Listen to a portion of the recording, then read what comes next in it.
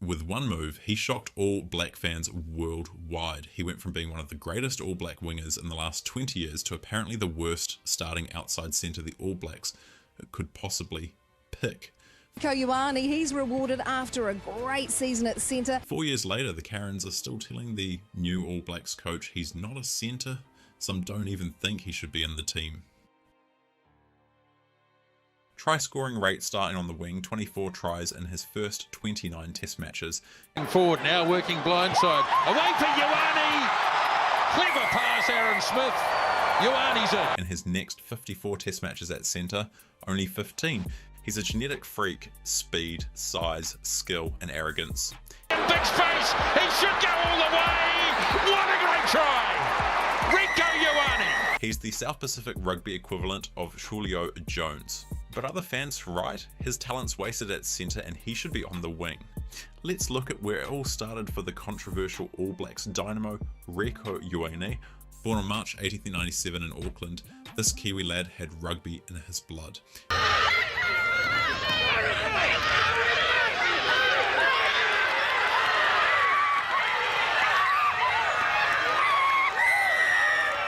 His old man, Eddie Ioane, was a Samoan international lock who represented Manu Samoa at the 1991 Rugby World Cup.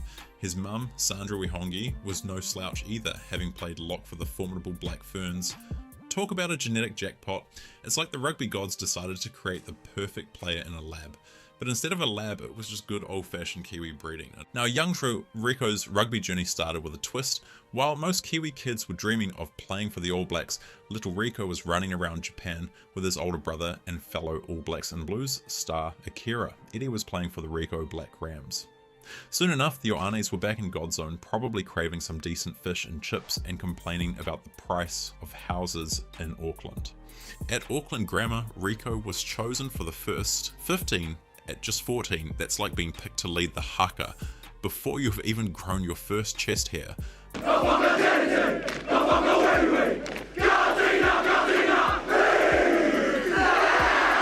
But the boy wonder didn't stop there.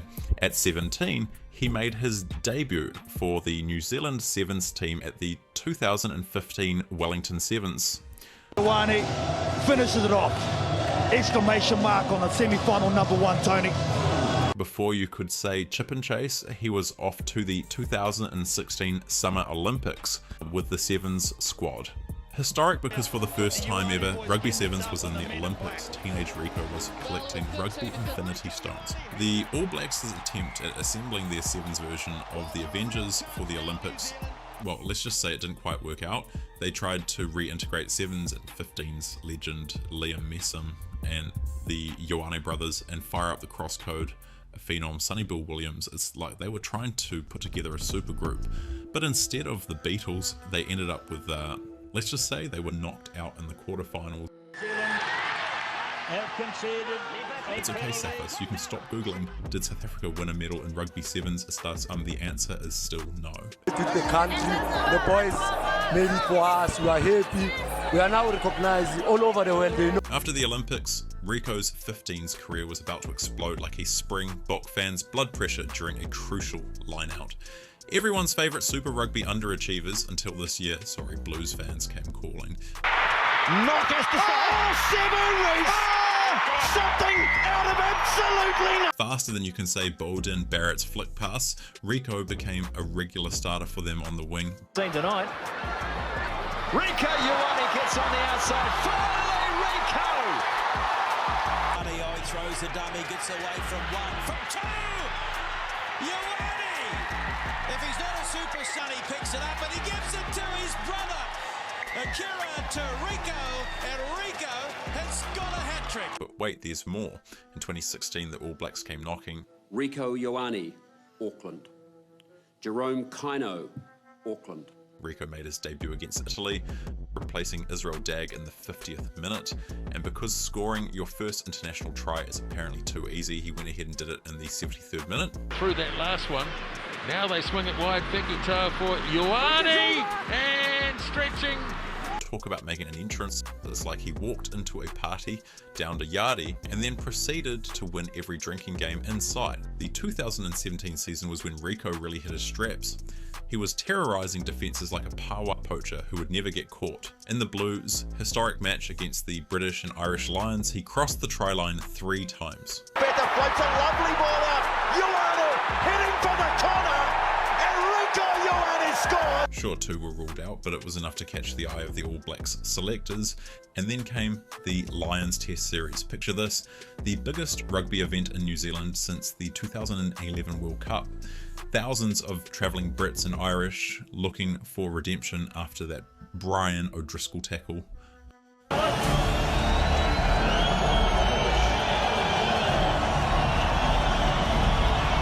The All Blacks coaches look at their options for left wing. On one side, you've got Julian Savea, the bus with 53 test caps. And it goes to Savea. See you later. Proven winner and already legendary All Black winger, the bus did something the great Jonah Lomu could never do, score against the Springboks. Smith again. Here's Coles on the charge. Beautiful offload. Julian Savea scores. Rest in peace, go. He's handed off his opposite. Lamu. On the other, you've got teenage Rico, fresh-faced, and maybe still asking his mum to cut the crusts off his sandwiches. Who do they pick? Rico, of course. Well, like you said, a bolter from the Blues, Rico Ioane, 20-year-old wing. New Zealand 7 stock, of course. It's like choosing between a proven Ferrari and a brand new rocket ship. The All Blacks went for the rocket, and boy, did he deliver. 2 tries in the first test, including one where he burned the Lions' defence so badly you could smell the singed jerseys from the cheap seats. Over the top it goes. Real chance here. Ioane. Rico Ioane. He was like a cheetah chasing a gazelle if the gazelle was wearing a red jersey and looked suspiciously like Elliot Daly. For a while there, Rico was scoring tries like they were going out of fashion. His try scoring rate was up there with the likes of Doug Howlett, the greatest All Blacks try scorer. Aaron Smith drops the kick in. Ioane. He's got all the pace in the world. And he scores. Every time he touched the ball, you half expected Justin Marshall to start yelling "Boom!" before he'd even crossed the try line. His performances in the 2017 Rugby Championship were so good they should have renamed the Rico Show. Pace to chase him. I don't reckon anyone will. Ioane, thick to the field, scores. He was joint top try scorer with Israel Folau. It was the kind of form that had the 200,000 South Africans fans living in New Zealand checking if they could get dual citizenship. Rico was on fire. Probably the game that sticks out this year would have to be that game in Cape Town against South Africa when we... He was nominated for World Rugby Breakthrough Player of the Year and World Rugby Player of the Year. That's like being nominated for Best New Artist and Album of the Year at the Grammys, except with cauliflower ears and crooked noses. It was the kind of year that had All Blacks fans thinking, geez, maybe we should build the team around this guy for the next decade. But then came the disappointment of the 2019 Rugby World Cup. Injury came knocking, and so did a gun with the timing and guile of Conrad Smith, but with actual top-end speed, George Bridge. Here at FMG Stadium in Waikato, and the All Blacks are going to score from the kickoff. And on the other wing, a 5'10" brute with the skills of Sarevi named Sevu Reece. The race, I reckon. What a try. Wow. It was like the rugby gods decided Rico had been having too much fun and needed to be taken down a peg or two. Steve Hansen never picked Rico for any of the Crunch World Cup games, even though he was fit. Instead, Hansen went with the Super Rugby champion Crusaders wingers. Moanga. Well, that's one way of getting the ball to Sevu Reece. Here goes Reece. Barrett with support from George Bridge. Try for the All Blacks. The All Blacks, of course, were blown away by Eddie Jones's England in front of a delirious Nissan Stadium crowd. It was the kind of loss that had Kiwis reaching for our favourite comfort food, probably a pie and sausage roll. Tough, very hard pill to swallow, but you know the sun will rise tomorrow. Yeah, it's tough. But then something changed in 2020. The All Blacks coaches, in their infinite wisdom, decided that Rico's talents were better suited at centre. Midfield, Rico Ioane, he's rewarded after a great season at centre. And how did his starting centre debut for the Men in Black go? All Blacks vs Wallabies in the All Blacks' worst venue, Wellington Stadium. Quick hands. Now Barrett. Johnny Barrett to the corner. All Blacks in. Straight out of 2020 COVID lockdowns, Rico with his peroxide blonde comb over. The match ended in an exhilarating draw, but it was one explicable mistake from Rico that had all his critics seething.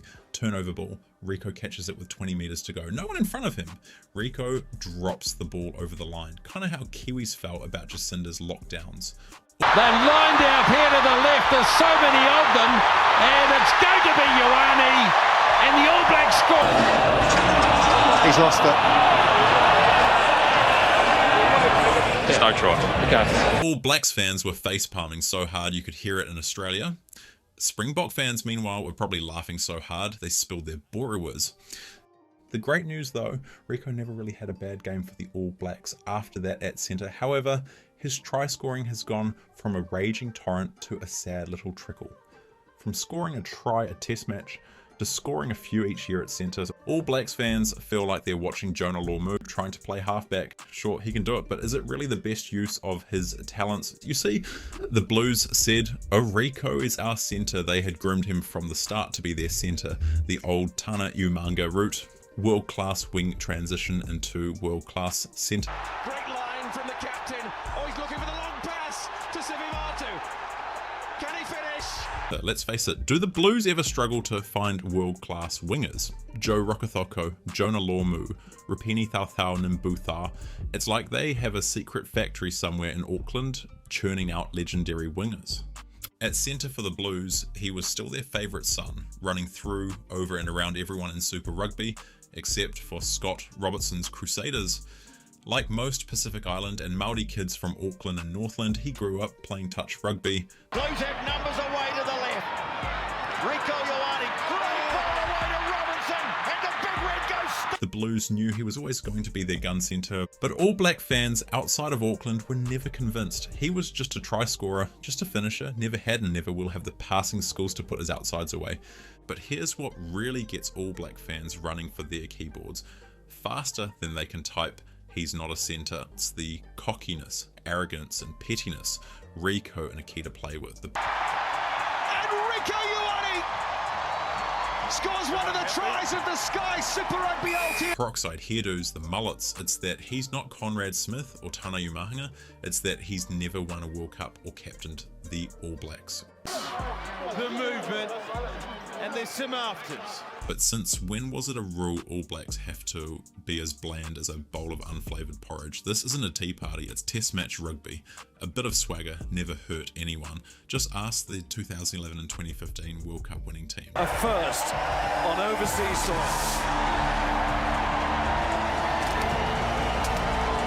And look, I get it, Conrad Snaky Smith could slither through gaps smaller than the space between a prop's ears. Are like jewels in World Cup finals. They're precious things. They don't happen very often, but New Zealand will get one here. His game was based on work rate off the ball, immaculately timing his running, creating man advantages and putting his outsides away. He was like a rugby Jedi, always 2 steps ahead of everyone else.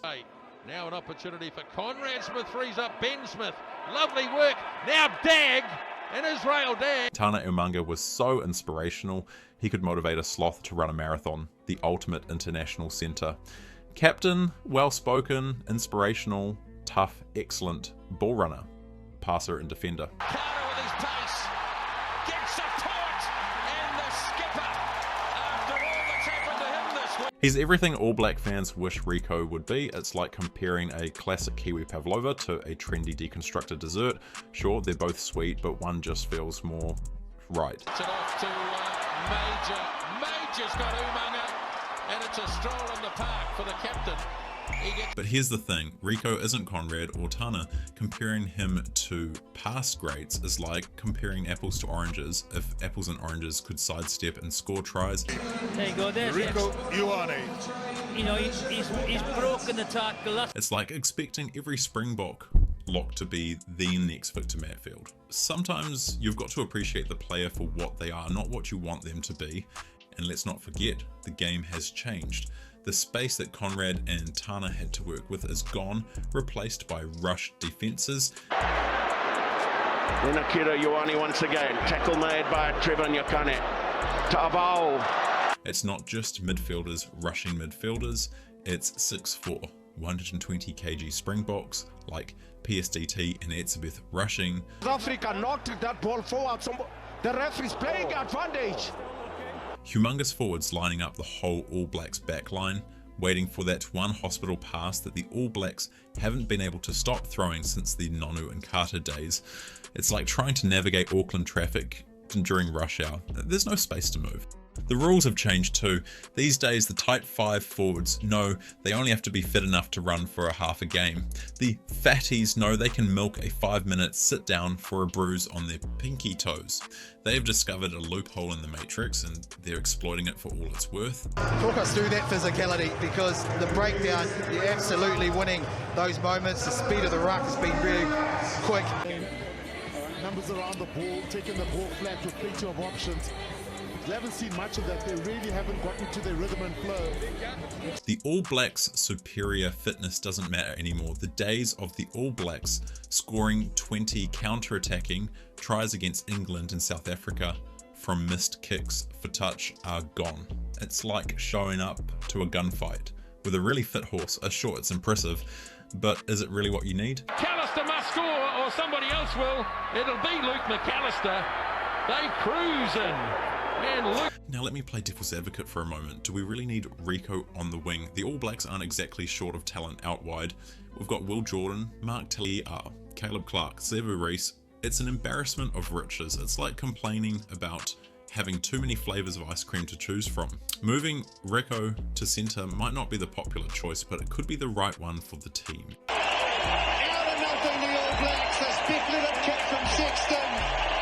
And the counter-attack really... And let's give credit where it's due. Against rush defences and those massive forward packs, Rieko is doing the hard yards. He's gaining the hard meters, crashing into brick walls of muscle and protein shakes.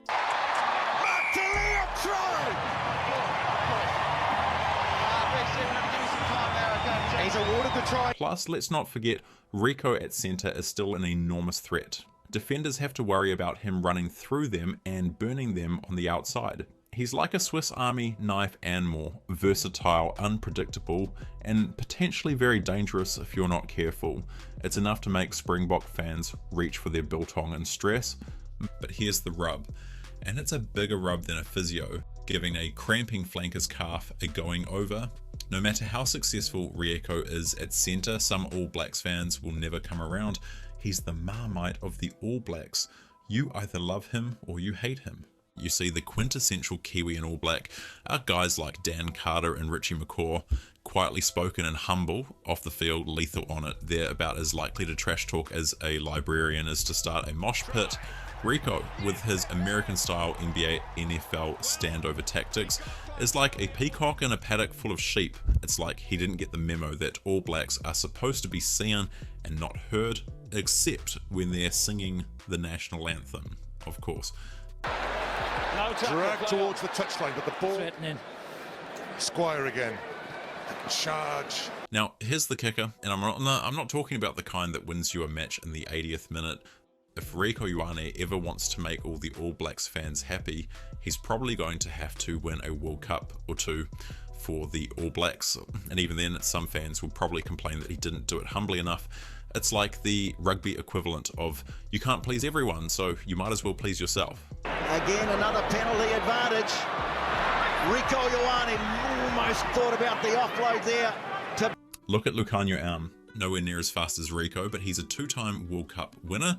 In the eyes of many fans, that trumps any number of flashy tries or line breaks. It's like... For South Africa, no one in front, Mapimpi. It's Am. And there it is, Mapimpi. The rugby version of rings culture in the NBA. Well, you can have all the style in the world, but at the end of the day, it's the silverware that counts. Taylor leaves it behind. They have to scramble. It's there for Arm. Oh, the around the back pass into the hands. So where does this leave us? Is Rieko Ioane really from hero to zero, or is he just a misunderstood genius? The truth, as always, is probably somewhere in the middle, but in a nation that expects nothing less than perfection from its All Blacks, doing your best isn't always enough. One thing's for sure, Rieko Ioane isn't going anywhere. He's still young, still learning, and still has the potential to be one of the great All Black centres.